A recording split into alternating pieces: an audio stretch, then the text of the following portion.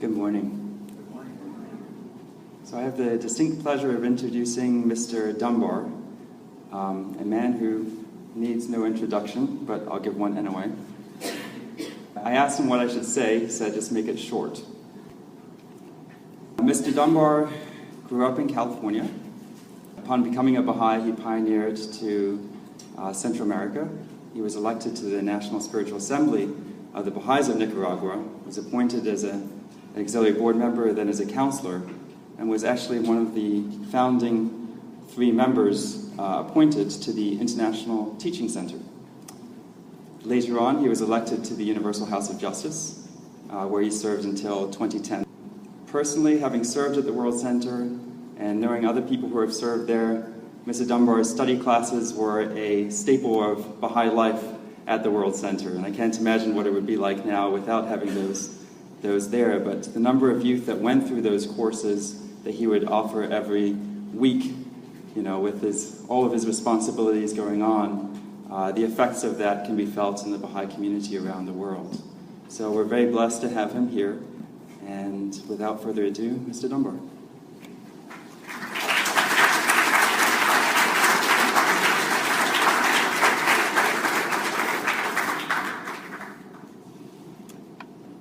Good morning, everyone. It's lovely to see you here.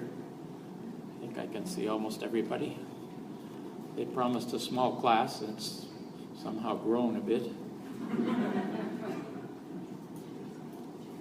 This is the first time that I think either of us have been here in the Orlando conference, in the Rabbani Trust conference. It's a pleasure to have finally made it. Do something about the events over the years, and was pleased to be asked to participate this year. Friends, no need to tell you that I'm a former member of the House of Justice. No need to tell you that the statements of the House of Justice members are not the same thing as the statements of the House of Justice, and certainly the statements of the former members are not such. So you listen very carefully, and if I go too far off the reality of the faith and the teachings, I hope you'll bring it to my attention perhaps after the meeting, though, rather.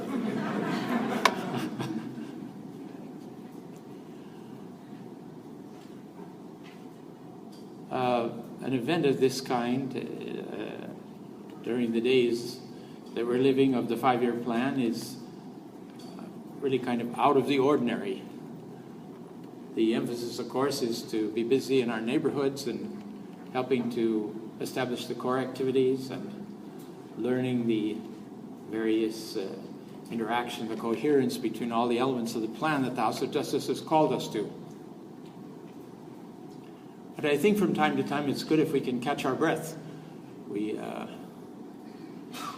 have a kind of intensity of lives as Baha'is that doesn't have a terrific parallel. People, of course, are facing difficulties everywhere, but we face them as a volunteer offering.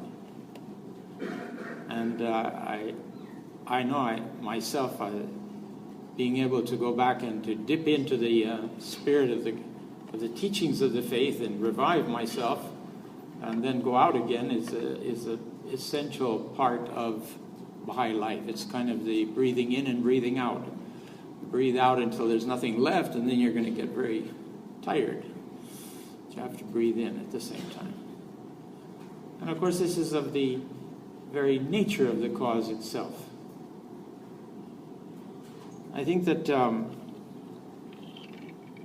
this subject of the adventure of Baha'i study, it's helpful if we take it first as an overview. We look a bit at the cause. Surely we're all familiar with the injunctions of the Guardian that to study and to teach are the 2 sacred obligations of every Baha'i, of every individual Baha'i. And the context of the activities of the Baha'i plans, of the 5-year plan of the Universal House of Justice, of course, sits firmly on top of all the other layers of foundation that we have in the cause, the revelation itself of Bab and Baha'u'llah, and then Abdu'l-Baha's ministry, the development of the administrative order, the terrific guardianship of the Shoghi Effendi, and a number of decades of the actions and service of the House of Justice itself.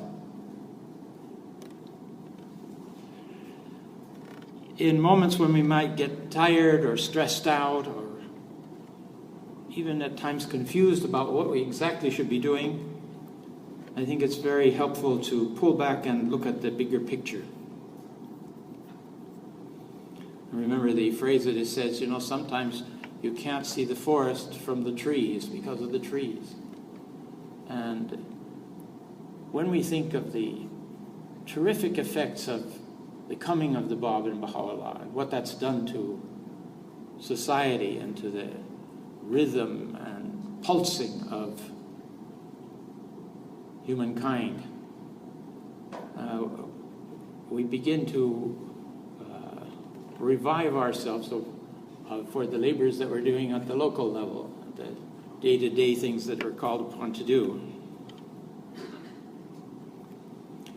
I know that in the last year of Shoghi Effendi's life, one of the believers wrote a letter to him saying that didn't he think maybe he was pressuring the believers too much?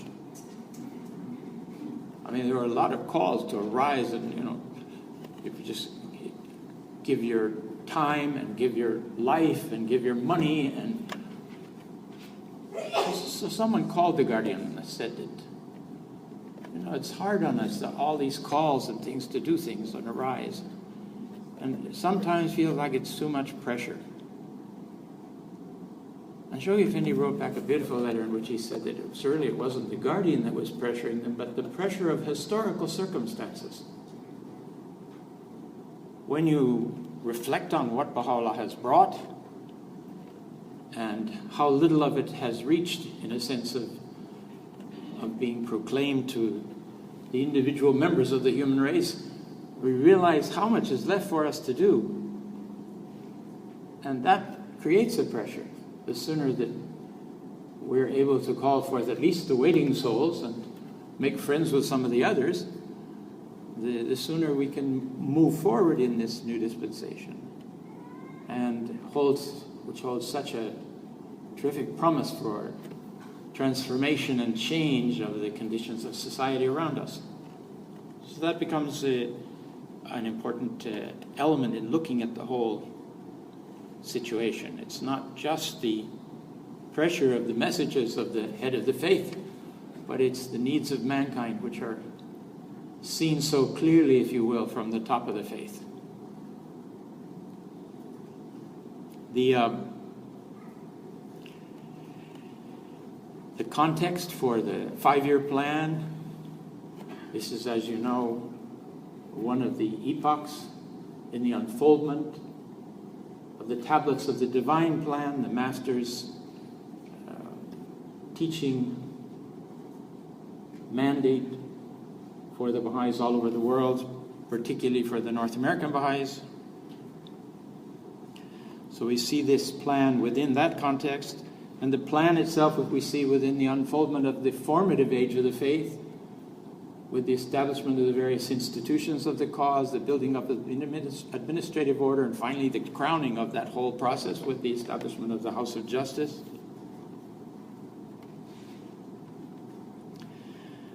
That, of course, resting on the great exploits of the heroic age of the faith, the central figures, the great heroes of the faith, the revelation of the twin manifestations of God in this day, which of course has released those energies, those forces, all that creative impulse that comes with divine revelation, and which has set in motion a new day, as Baha'u'llah calls it, the day of God himself. Behind that you have the kingdom of God in heaven, and you have the realm of the manifestations of God before they appear on this earth. And you have the realm of course, divinity itself, and the primal will controlling all the elements of all of these various levels. We have Shoghi Effendi's explanations that these divine energies that poured out from the twin manifestations of God are crystallizing during this formative age into administrative processes. And he names those processes in a number of messages. And they are the things that our lives are made of, so to speak. The multiplication of believers, the formation of Baha'i groups and local spiritual assemblies, the arrangement for the translation, printing, and dissemination of Baha'i literature, the establishment of Baha'i schools, the establishment of Baha'i funds, the process of the incorporation of local and national spiritual assemblies, the multiplication, indeed, of national spiritual assemblies. All these processes that he named leading up to the final stage in the erection of the administrative order with the election of the Universal House of Justice in 1963, and then their subsequent direction of the unfoldment of the tablets of the divine plan and the injunctions the Master left us during those very critical war years when, after having given so much of his life and energies to his travels in the West, he came back to the Holy Land and saw the whole picture turn black, as he'd prophesied it would if they didn't arise to embrace the principles and teachings of his father. All of this is one organic whole. It's important to not see the different periods of the cause in a more scholastic way that the world views things, So you have people who've written out of misunderstanding saying that, Baha'u'llah established his faith, and then the head of it went to Abdul-Baha, who changed its character according to his own understandings. And then Shoghi Effendi, which took it another direction. And now the House of Justice, which has its own ideas. This is not the nature of the cause. The nature of the cause, Shoghi Effendi points out, is one organic whole. He used to give some examples to drive this point home. He said that the revelation itself are like seeds, which the manifestations have planted in the, if you will, in the womb of the earth. And those seeds have given birth to a small tree, and this tree has grown up and put out its branches and its leaves. And he said this is the nature of the administrative order of the cause. He says, as this tree develops and strengthens, it will reach a stage of flowering. And the flowering of this tree of divine revelation is the appearance of the world order of Baha'u'llah, as distinct from the administrative order of Baha'u'llah. The friends who study the writings carefully can distinguish between what is the nature of the administrative order of the faith of Baha'u'llah and the world order of Baha'u'llah that's promised in the writings and in the Kitab-i Aqdas and so on. Then he said that that flowering of the divine tree of divine revelation will eventually give fruit. And the fruit of the whole process is the appearance of divine civilization. This is a beautiful way of linking it all together to see that they're not really separate stages left to the chances of the development of the world and the circumstances of the world. Of course, there are many events, there's setbacks, there's victories all along the road. But the overall pattern we should see as one. And Shoghi Effendi, in the introduction, his foreword to God Passes By, which is a document worth rereading on a fairly regular basis because of the vision that it gives, he shows how these stages, in all different aspects of the faith, there's a progressive unfoldment of the latent energies of the cause and of the direction it's going, and they appear as the faith grows and develops. And he also establishes clearly there the process of crisis and victory. And he very clearly delineates that during the first 100 years of the cause in God Passes By itself, the one book that Shoghi Effendi wrote. We have a lot of books of Shoghi Effendi's messages, but a book that he wrote as a book, the only one, is God Passes By. Ria Khanum said he spent 2 years collecting data for that book. And then from the notes that he'd taken from all of that review, and of course there was no Wikipedia or computer at hand for the Guardian to do that, Then he, with several fingers, would type out the manuscript of God Passes By once he'd made a written draft of it. And Ria Khanum said it was his custom, as he was writing, to recite what he was composing. So he'd write a sentence and he'd read it out, see how it sounded, try it on, so to speak. And that then he would adjust it, and then he'd read the paragraph out, and so on. And she had the bounty of sitting there with her knitting or whatever it is, she had something that she was doing, hearing that in the room with the Guardian. He liked to have her there, have some company with him while he was doing this. So she really was I suppose you could say, the midwife of God Passes By, in a sense that she saw that through. And the miracle of that book, of course, is that Shoghi Effendi was able to condense and place in proper perspective and in the level of the various events, how they interplay with each other and which is more important and which figures are outstanding, and the characterization of the major writings of the Bab and Baha'u'llah. All of that is set forth. You think, well, that's a history book, but it has so much about the nature of the cause itself that it's a book that we can well use our time to enjoy, and you need to add a lot of personal effort to, use the word, decondense. The thing is so intense, the way it's the images and events are wrapped up with each other, to tease them apart and then look for details and study them in some of the other writings that we have by those who've been studying his writings, particularly Adib Tarzade's books and Mr. Baliuzi's books on the central figures and on the revelation. All kinds of things. You can make yourself notes under each chapter. Now, why is this so important? Shoghi Effendi stressed, he said he hoped that the friends would review the events found in God Passes By and learn the basic facts of the cause. Obviously, there's no limit to our study of the faith, and the more we study it, the more our appreciation and wonder of it increases. It brings us to the idea of the adventure of Baha'i study.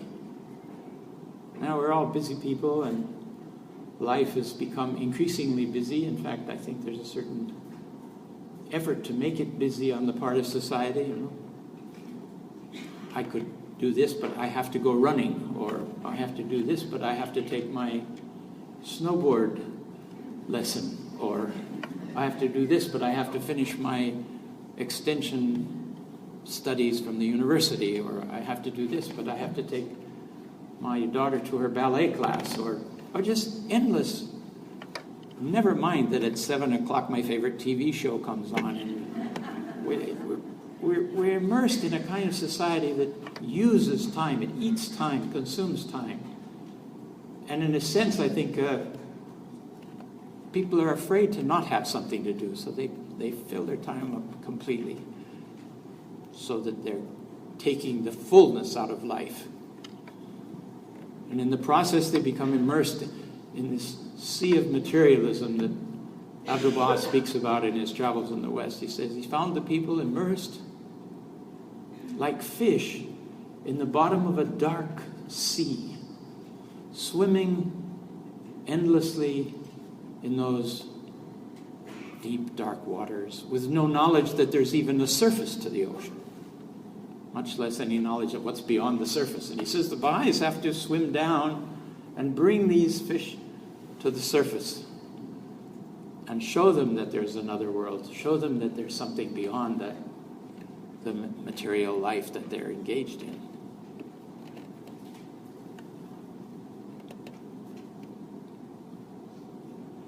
The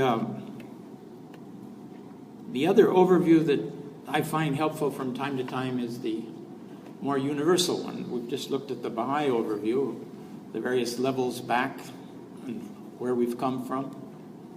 But also there's a marvelous that the faith is the first revelation outside of Islam. Islam had a bit about, it says, praise be to God who created the heavens and the earth and filled them with creatures. Abdu'l-Baha writes a tablet expounding on that particular verse of the Quran, indicating that there is nothing, there's no what we would understand to be planet, no worlds in the physical, endless physical universe. There's no world that doesn't have creatures. And those creatures, he said, will have to be either of the animal kingdom or rational creatures, or presumably both. Because in one explanation that Abdu'l-Baha gives in some answered questions about the planet, he talks about the nature of the planet itself has all these various levels of existence latent within it. They appear gradually through evolution and the stages that God has ordained. And that the whole thing can be likened to a human body, the entire scheme, of which he says man is the head. Can you imagine a planet or a human being without a head? There's no human being, really. So the whole scheme of the existence of these suns, if you will, and of planets is the appearance of rational souls. And you say, well, science is telling us something about the chemical constitution of such worlds and saying we couldn't survive there, we couldn't live, it doesn't have the right conditions. And Abdu'l-Baha answers that the beings in those worlds are constituted in accord with the chemical makeup of that world, of that planet. Spirit can clothe itself in a number of different ways according to the will of God. So now, even more than in the time of Abdu'l-Baha, when he talked about the endless physical universe, he said, imagine the greatness of the spiritual universe. When the physical universe that we can see, we can't conceive of any limits to it at all. He says, no one can provide you with the height and the depth and the width of the universe. There's some people working on the Milky Way right now, but that's about as far as they've gotten. And now with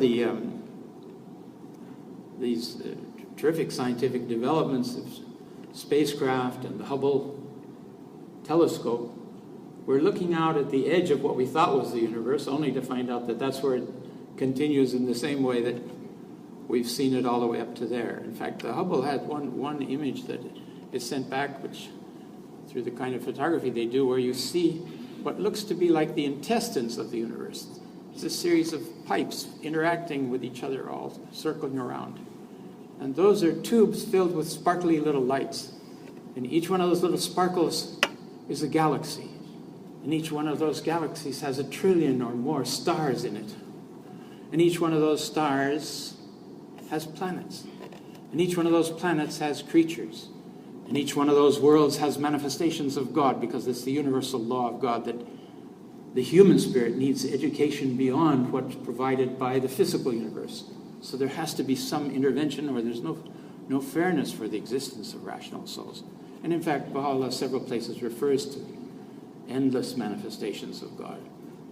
So you can't count the stars, you can't count the planets, you can't count the creatures, and you can't count the prophets that appear to them. Then you think of you and me, little nanospecks here on this little Earth that's on the kind of the periphery of the Milky Way as we know it. And it gives us another perspective. Perhaps we humble ourselves a bit and take a deep breath and go on with the plan, with the divine plan steps that we have to take. But realizing that in the long run, God's got plenty going on for him. And really the mistakes we've made haven't ruined it all. And that we could ask forgiveness for those and move on. Abdu'l-Baha says this is not a world of perfections. Well, I've been pretty good at fulfilling that, proving that to mankind. I think all of us can find in ourselves some shortcomings which we can attribute to the fact that this isn't a world of perfections. That we're placed in this intermediary position between a physical body and a endless spiritual reality. If I say a nanospeck at the same time, you remember the quote of Baha'u'llah, quotes from the Imam Ali, that thinkest thou a puny thing when within thee is encompassed the universe? You have this holographic image where each one of us is, because of our spiritual nature, which has also no breadth or height or width, we encompass the possibilities of recognizing and knowing all things created by God. Now we can't penetrate beyond the physical realm. We know also in the spiritual realm there are infinite stages of development. There are worlds. Those worlds are filled with if we understand this correctly, filled with the souls who have had this preliminary kind of embryonic stage in the planets that they lived in. And they go into the next world. I can only imagine with eternity there, how that's organized. And whatever we do, we become spectators somehow. That's the best of it. And if we're lucky, we see the face of God. And Baha'u'llah tells us that the manifestations of God exist in the other realms. And do you remember the night journey of Muhammad? He moves up the 7 heavens. And at each level of heaven, he sees one of the prophets of God seated on a throne. And then all of his followers and the beings of that religion are at that heaven. And then he moves up until he gets to the 7th heaven, and there's the Sadratul Muntaha, the great tree of life, the tree of divine revelation, from which the voice of the glory of the Lord speaks to him. Somehow there's an interesting speculation when we hear about this, how Baha'u'llah has come to unite all who are in the heavens and on earth.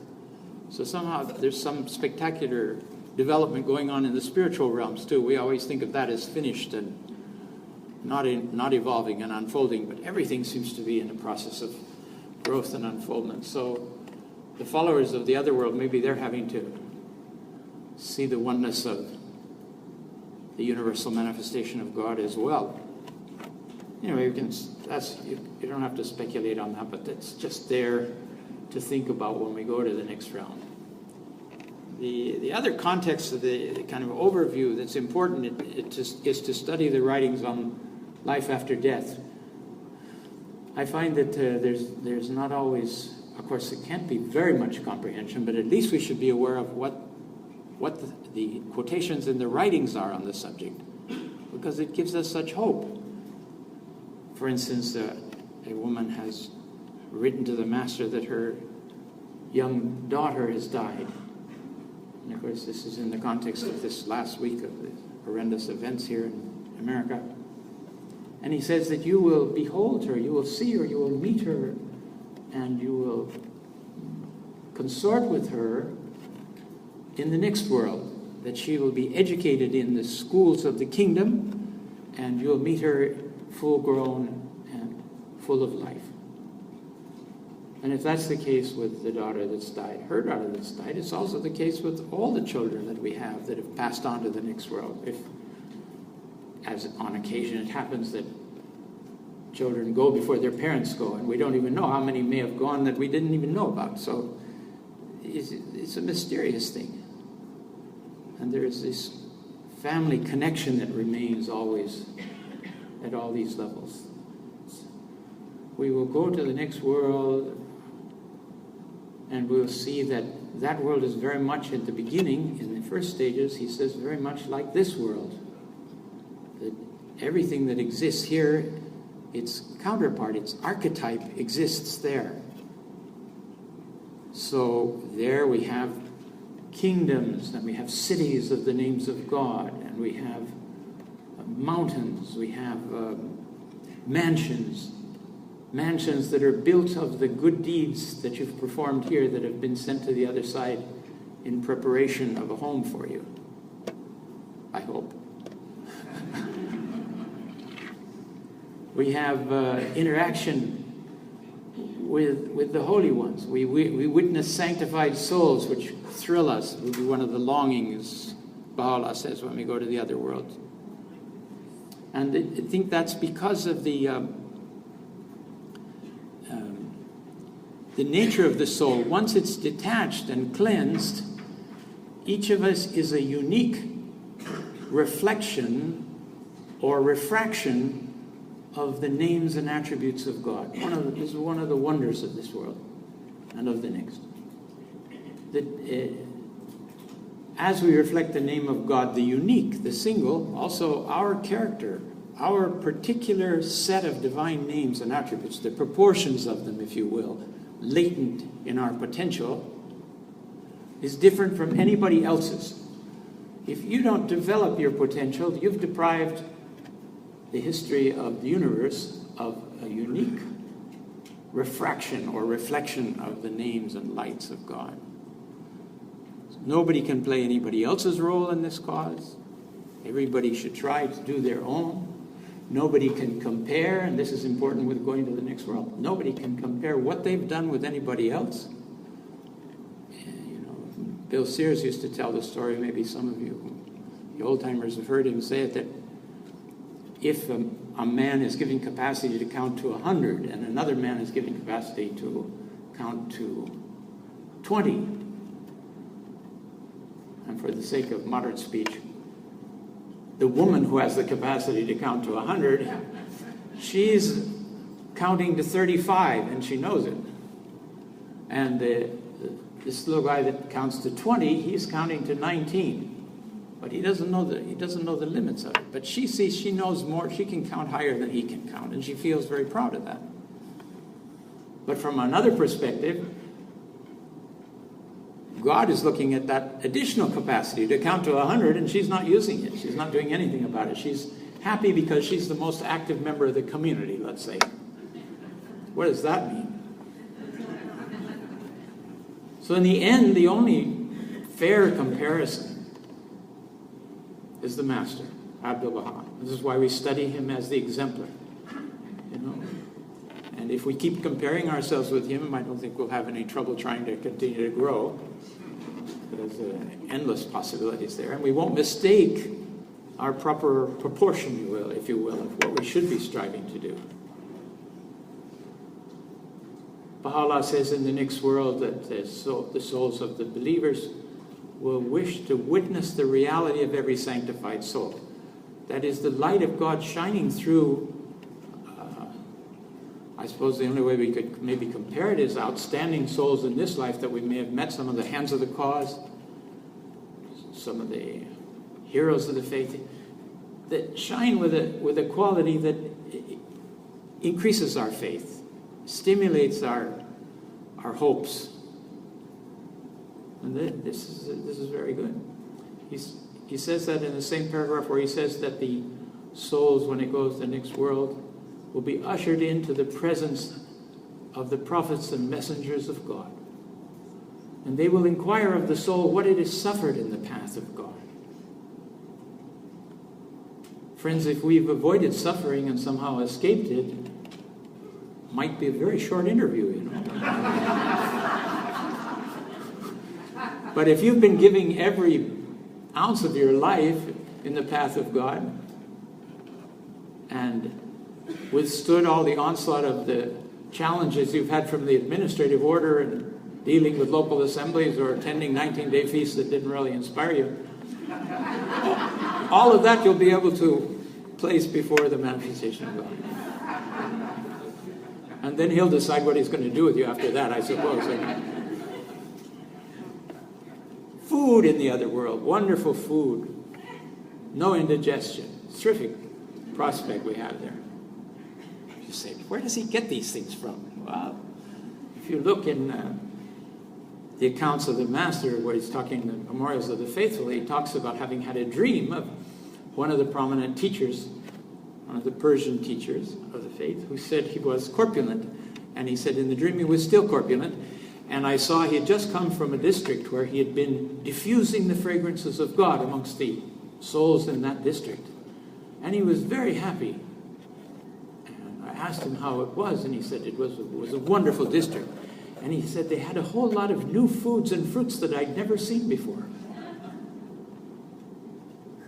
Do you have this picture of the next world in your mind, that really it's the continuation of life here, but in a much better, more intense way than we can understand?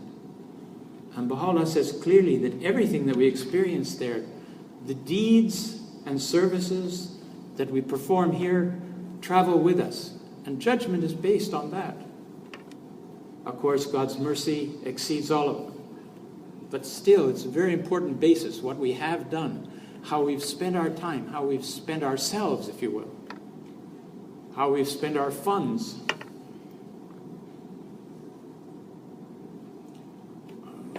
I always think I see a room, especially with people that are in the middle stages of life, that you have contributed terrific amounts of money to build the Ark of God in the Holy Land. That is not going to go unnoticed, although nobody notices it now, especially your bank. But these are things that we will carry with us, you know.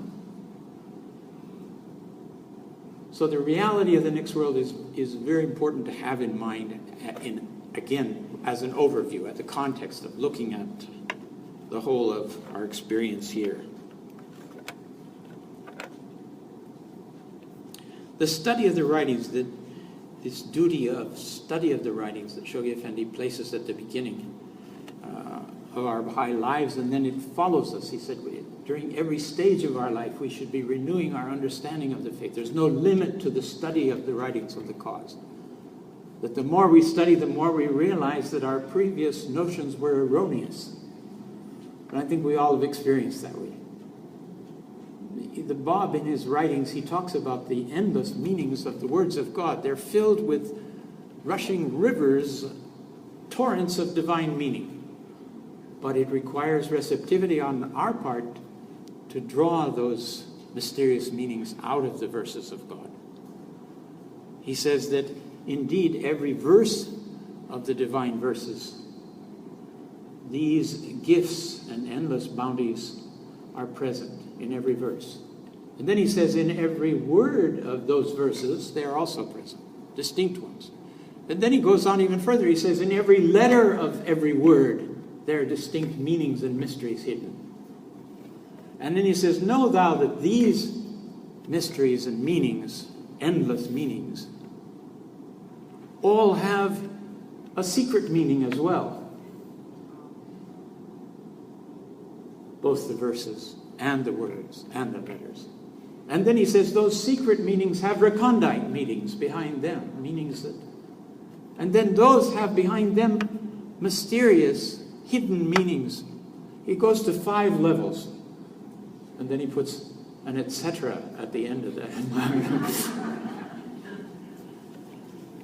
On the other hand, he talks about stages of spiritual vision that the soul passes through. And in this particular scheme, of course, you're familiar with 7 valleys and other lists and possibilities, but this one he talks about 4. He says that all these 4 contribute to our knowledge of reality, to the vision that we have, the spiritual vision that we have. First, he said, is the eye of the material, outer eye, and the things that can teach us. And you remember from the writings, both Baha'u'llah and Abdu'l-Baha confirm how much we learn through sight, how much of things come to us. Just the bounty of being able to read the writings is a great thing. And then, of course, the ear, you can hear them as well.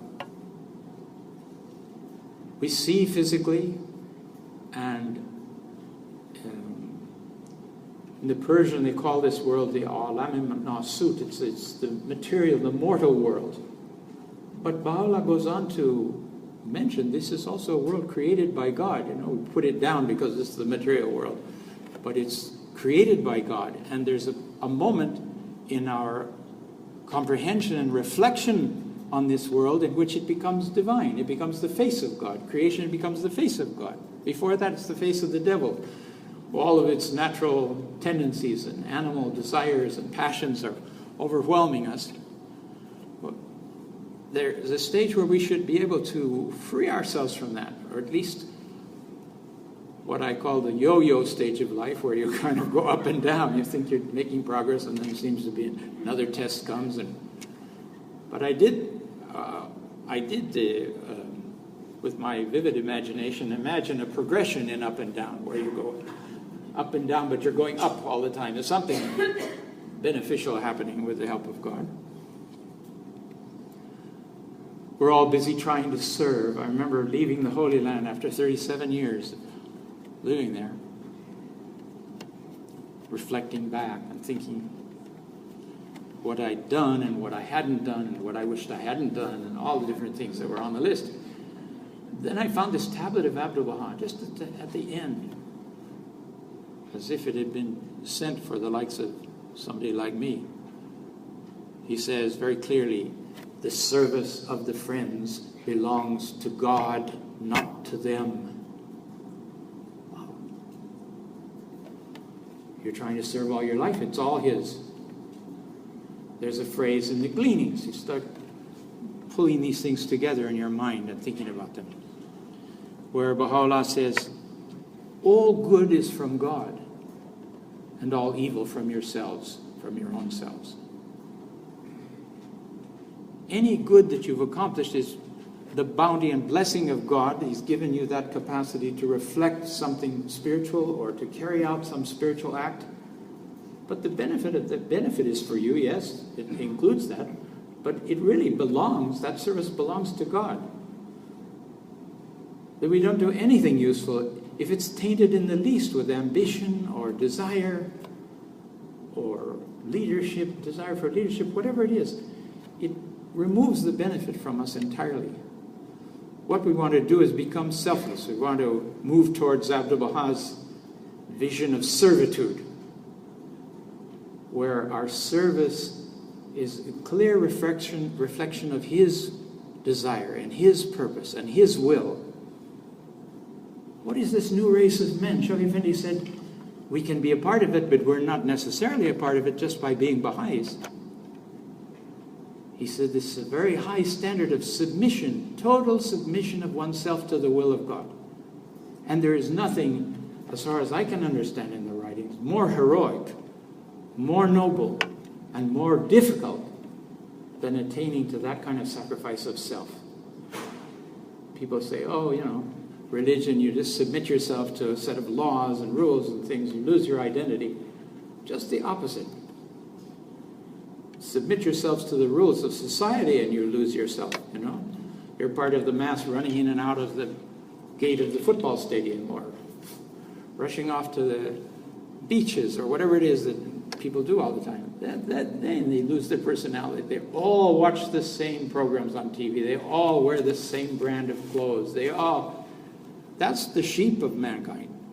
Think of the hands of the cause of God. If you haven't met them, if you've read about them, when they had their first conclave, they tried to consider what's the quality of the hand of the cause? What makes a hand of the cause?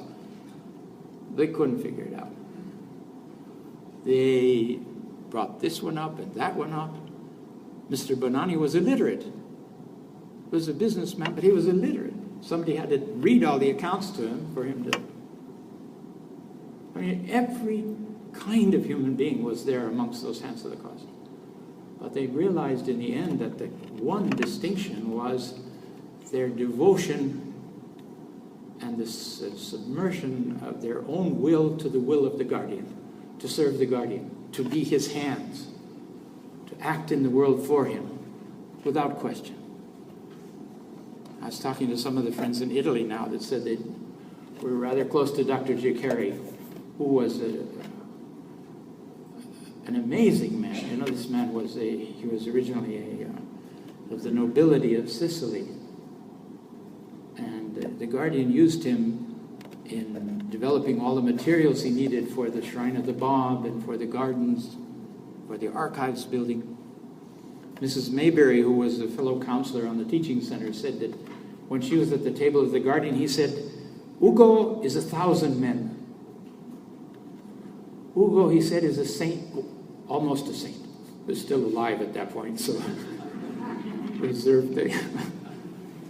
But he said, the Italian said, he said it was not easy to work with the guardian. Not easy at all. The guardian was very demanding. And there was this other small problem that he knew what you were thinking every minute. You're at the table with him and he's talking about it and a thought comes in your head and he answers you right away. You realize, you know. Now, whether Shoghi Effendi did that in a fully conscious manner or this was, I think all of you, many, have been involved in teaching situations where you say something to somebody and they say, "I was just going to ask that question."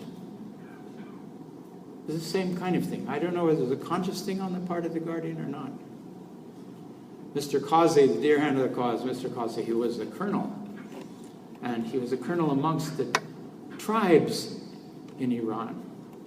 So he had a pretty rough time of it, so to speak. And he was invited on pilgrimage. He was accepted for pilgrimage after there was a 10-year period where the state of Israel was coming into being and the guardian was suffering the damnations of this family that abandoned him and became covenant breakers. Mother, father, the whole lot of them. You don't see any messages about that. You see messages about some little lady that went off to some island somewhere. He stole and a message to the whole world. His mother dies, there's not a mention. But he also didn't condemn them openly. But he was so sad. Ruhi Khanum said, there were 10 years I never saw 10 years I never saw Shoghi Effendi smile. I've seen a photograph from the middle of that period, just so drawn, his face, so difficult. And they had the Second World War during that period, and then you had the War of Independence of Israel. And then you had the first plans in Africa, the 2-year plan, when Shoghi Effendi invited national assemblies to send pioneers from the UK, from America, from Persia, and from Egypt and the Sudan to new countries in Africa. And that's when Mr. Banani and Ali Nakchivani and Violet went to Uganda. And the Collisons came from California, another wonderful Baha'i couple, and the Sabris were there. And they began enrolling believers from the tribes. And Ruhi Khanum says that was when the guardian's spirit changed. And joy came back into his life, and hope came back into his life. And she said, that's why I put Africa facing out on the globe that's on the top of his monument. I put Africa on the front because of that role of the Africans. So Mr. Qazi, he said, I was going on pilgrimage, and I asked Mr. Furatan, I asked some of the others, but is it true that Shoghi Effendi can read your thoughts? And he said, well, it's good to be guarded. Something of the sort. Be cautious, you know. So, of course, the problem with the mind is that when something jumps into it, you don't have any control of it. It just kind of comes. So he said we went on pilgrimage. I was together with Mr. Khadim. Now, both these gentlemen were destined to become hands of the cause, but were not hands of the cause at that time. And we were going to the shrine, walking to the shrine. The guardian came he put the Eastern pilgrims in the pilgrim house near the shrine. And he would come in the afternoon and walk with the men in the gardens, and the women would go and meet with Ruhi Khanum. And then later he would join the women for tea after he'd been on the mountain with the men. Then he'd go to dinner with the Western pilgrims and have the times that you've heard about, no doubt, in the pilgrim accounts. Mr. Khadim, who was just enamored of Shoghi Effendi, I mean, wanting to give his life for him, he said, as we were walking to the shrine, Shoghi Effendi turned to Mr. Khadim and praised him for something. And Mr. Khadim fainted on the spot, passed out. So now he's on the ground. The guardian is on his knees and holding his head in his hand and patting him, trying to wake him up. And he wakes up, and he sees the guardian's face looking right into his, passes out again.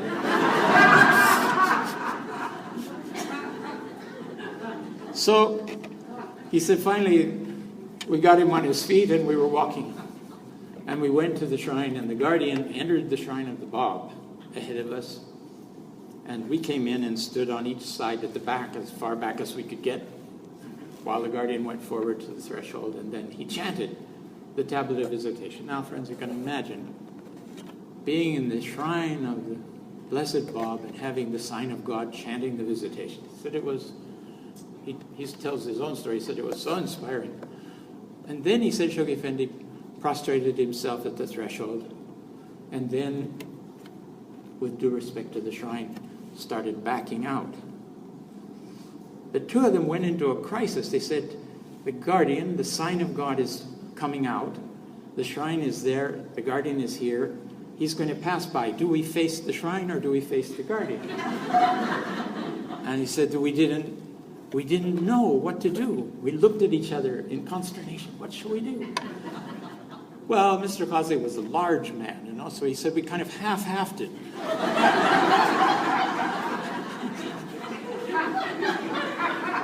And the guardian went out, and he started walking, pacing. We went forward and prostrated ourselves. Then we came out. By that time, Shoghi Effendi had put his shoes on, and he was pacing back and forth.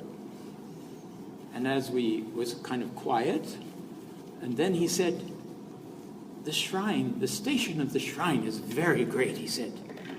The friends don't understand the station of the shrine. He said, we knew which friends he was talking about. Then he began extolling and quoting from the writings about the shrine.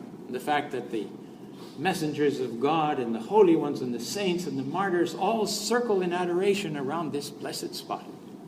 By that time, he said, we were in the front of the shrine, walking in the front with the view of Akka there. And I heard, Mr. Qazi said, I heard him say these, and I thought to myself, my God, I said, what's left for Baha'u'llah? Everything's here circling around the Bab. The guardian who was walking ahead stopped.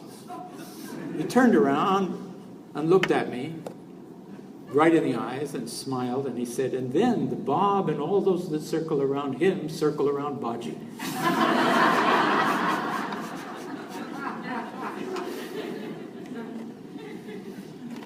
We are told in the tablets that we're always accompanied when we're teaching the faith.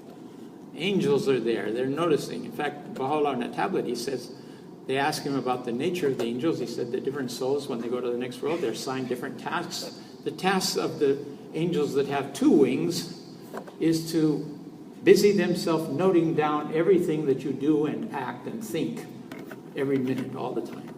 The whole record is there of everything. That's a little frightening, isn't it? I mean, there's some pages I'd like to take out of the book. I'm sure we all have those moments in our lives. But I think it's a good start for us to hear that and remember that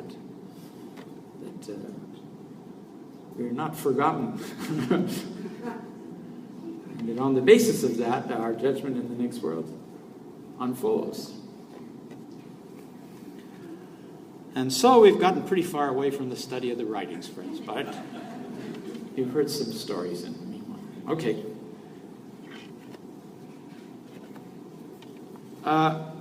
The guardian, in fact, all the writings, it talks about studying before teaching. Teach your own selves so that when you do proclaim the faith to others, your words will take effect in their hearts. And then, there's endless quotes of that nature. I have a compilation. You should refer back, if you can, to the importance of deepening our knowledge and understanding of the faith. It's a compilation of Baha'i writings prepared by the House of Justice, by the Research Department in 1983. There's a second edition of it with a few additional quotes in, I think it's 1992, 91, 92. This is a terrific set of quotations from the central figures of the faith and from the Guardian about the nature of study, the nature of deepening. In the beginning, of course, are the quotes from Baha'u'llah about the ocean of his utterance, immersing ourselves in the ocean of my words, that ye may unravel its secrets and discover all the pearls of wisdom that lie hid in its depths. This is one of the injunctions that Baha'u'llah places on us. We should be constantly trying to penetrate the implications and meanings of the verses of God. In Shoghi Effendi's ministry, of course, he has translated the major writings of the faith. He translated first some of the prayers, and then the hidden words, and then the Kitab-i Ghan, the Book of Certitude, which he has said is the most important doctrinal, preeminent doctrinal work of the faith. And then after he put that out in circulation, he wrote a series of letters calling the Baha'is to study this book with great care. And one man wrote that he was planning a summer study of the book, and Shoghi Effendi said that was wonderful news that he had, and that he hoped that he would study with such diligence that he would master each and every detail of that holy book. He tells us all of us need to master its contents. It's a big challenge. I don't know. I won't ask when is the last time you read the Kitab-i Ghan, but you can ask yourselves the question. That's something that we never let go of. And at the pilgrim table, they told us one time the Guardian asked if they had they studied the Ghan at the table, and one man, who he identified as an American, said, "Yes, I've done it." And the Guardian smiled. But then the next pilgrim group, he said there was a friend here, a pilgrim here, who said he'd done the Ghan. Friends, we can't do the Ghan. You have to read it over and over and over. There's no end to the study of the Ghan. This is a fountain of a rushing torrent of divine meanings and implications. And the more that you absorb it, then the more effective your teaching will be. And that's another thing that comes up over and over in these quotations about study. Do this so that your teaching will be effective. If you study the writings and make an effort, constant effort, to put them in practice in your life, that is, to take on the attributes that they're calling on us, which is a huge challenge. But he says if we do that, if we become adorned with these qualities, if we become, as the Master calls us to become, incarnate light. You know, that's one of the demands of the divine plan. Be ye incarnate light. It helps the seekers, if they see you're illumined from head to toe with divine light, it helps them to realize the importance of the faith. That's our challenge. And Shoghi Effendi adds something else to that. He says, if indeed you are able to live these teachings, then Baha'u'llah will send souls to you. No running around trying to find them, searching in receptive neighborhoods. They'll come to you. That's a nice promise. I think, sometimes it looks like we're like figures on a chessboard. We're being moved around, and God is moving the seeking souls around. I think sometimes he sends people around us because we're not going to be able to handle it that day. We're thinking about something else, and we're going to miss out. Mr. Sears used to say, pray every morning to meet waiting souls. The waiting souls, there's a percentage of them in every population.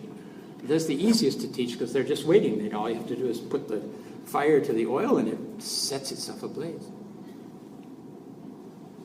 He says, and then add another prayer that you'll be able to recognize them when you meet them, because that's the other thing. Are we going to, I sent you 3 on that day, Baha'u'llah tells us, and I missed them all. And that old lady, that young fellow, I never would have thought they'd been interested in the faith. They're not going to show you. And he says, never prejudge the people whether they're going to be receptive to the faith. Proclaim the faith to everyone. Proclaim the faith to everyone. And those that show receptivity, teach them. It's an interesting... Proclaiming seems to be making people understand that such a thing exists. Then they have a chance to ask about it or to reach for it, to pursue it, and then you can give them everything. But don't hesitate to proclaim the faith. And now the House of Justice is asking us to include Baha'u'llah in our conversations. And in the other hours here, we're going to take a little look at how did Abdul-Baha introduce Baha'u'llah to Western audiences. Because he's the exemplar. He shows us how to do all these things. Have we drawn the proofs and evidences from his talks, from his presentations, as the basis of our own patterns of teaching? Very interesting subject in itself, especially in this year of the centenary of his visit.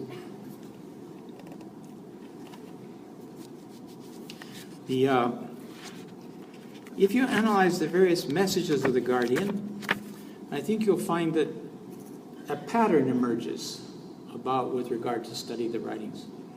And the list that I've made begins with reading the writings. He says, read the writings, read the sacred literature of the faith, familiarize yourself with it. Read it and reread it, he said. And then he talks about delving painstakingly into the literature of the faith. It's a phrase from the Advent of Divine Justice. And then in other letters, he talks about digesting the contents of these holy books. And again, he says mastering their details. And finally, one last stage that he adds in a number of places, he says, memorize characteristic passages. Make them your own, because they're the most effective in teaching the faith. If we can quote brief passages, or maybe we can quote the whole thing, that would be the most ideal form of teaching. First level of teaching, we talk about the cause and we include our own ideas and our own understanding of it. Second stage of teaching, Shoghi Effendi says, we repeat the teachings of the faith in our own words, but accurately. I mean, the meaning is not distorted by some popular idea we have about one of the teachings or the principles. That Abdul-Baha says that the teachings of Baha'u'llah are like medicine in a medicine chest. You've got the whole array of remedies. Nothing's short there. But he said you have to observe carefully the patient to decide which remedy to give. And there's some remedies in there, if you give them first, you'll kill the poor fellow. You know? Like, I see your nose is a little red. I suppose you drink a lot. You know, in the faith we don't have it. Nobody can drink it. Abdul-Baha says, don't introduce anything in the teaching work that might become an obstacle to the soul moving towards God. The whole purpose of revelation and the sacrifice of all the prophets and messengers is to move people towards their Maker, towards their Creator. And you're going to introduce something from the teachings which is an obstacle? Beware. So we pray to be guided, that we have assisted, so that the words that come out of our mouth may be the next thing that we need. I remember another story of the Hand of the Cause, Dr. Muhajir. He was in Lima one time on a visit, and there had been a large press conference and then a public meeting. And the public meeting was a group about half the size here, of the prince here. And he gave one of the freshest representations of the faith, 20-minute explanation of the Baha'i faith. Just so fresh and clean, because he was moving all the time. He was constantly assailed, if you will, with divine confirmations. And I was translating, and at the end they said, the chairman of the NSA said, will he take any questions? So they asked me, and I thought, oh, this is such a perfect spirit here. I hope we're not going to get the wrong question. But I told Dr. Muhajir, he said, yes, if there are a few questions, that's fine. And so I translated that. And a man with a very red face down in the third row of the audience raised his hand right away. He says, what do you say about wine? Oh, goodness. I translated that question to Dr. Muhajir, you know, with a kind of fallen heart, because the meeting was going to go off in another direction. It had been such a beautiful presentation. No, but he had resources. He said, that's a very good question. Thank you for that question. It's very helpful. He said, The Baha'i writings are full of references to wine. Over and over you see references to wine. He says the wine of astonishment, the wine of divine love, beautiful, spiritual, heavenly wines, he said. And if you attain to any one of those, you won't care about the other anymore. Next question. Terrific. If you've got angels circling around, it helps, you know. You get the right answers to the people. It really helps in the teaching work.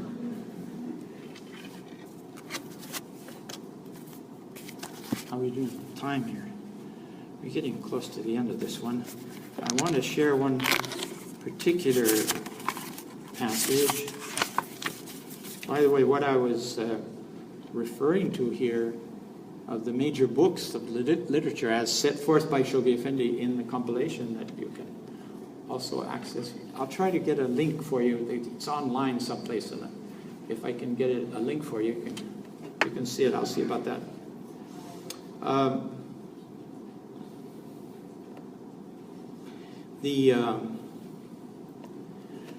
The promises that Shoghi Effendi makes with regard to what will happen to you if you do study and digest these central teachings of the faith. What a difference it will make in the way you live your lives, in the way you interact with other people. We are all interested in a transformation of consciousness. And this is a theme that recurs over and over in the writings. How can we attain to it? And we have a kind of acquired consciousness, usually quite related to this world, and somewhat distanced from reality itself as defined by Abdu'l-Baha. He says this world is a mirage, it's a shadow world, it bears the resemblance of reality, but it's just a weak reflection of it. And then he says that the prophets of God teach the science of reality. And the breaths of the Holy Spirit establish reality in the human spirit. In other words, the teachings of God, as we absorb them, they transform the way we view and think things. I just remembered I didn't take you up the ladder of viewing with the physical eye, and then viewing with the next eye up. The Bob calls it the spiritual eye, the eye of the spirit, and the next one up he calls it the eye of the intellect. Not intellect in the sense of intellectual, the way we take it in modern times, but intellect in the sense of the universal mind and the kind of knowledge that comes to the soul as that eye opens. And then finally he says the eye of the inner spirit, the eye of the fuad, the eye of this terrific capacity that the human soul has in its most ideal outlook. And he says that's the only one that can understand the mysteries of divine unity, which the soul has been created to recognize, but for the most part it seems very far from us to understand such things. So those are those four stages. And in each stage he says you will perceive different meanings from the same words of God. And we see that in our own lives as this is why we go back to the Igan again and again, because our own experience and the tests that we pass through increase capacity in us. And our services also in pioneering and teaching and serving the faith, those services accrue to us and they give us additional capacity to penetrate the meanings of the words. So all of this plays together to create a much higher level of consciousness. And then some of those unborn truths that are inherent in the verses of God become channeled to your soul, and you become, those are the pearls, I think, that were talked about to bring up from the depths of the ocean of the divine words. One last quotation here.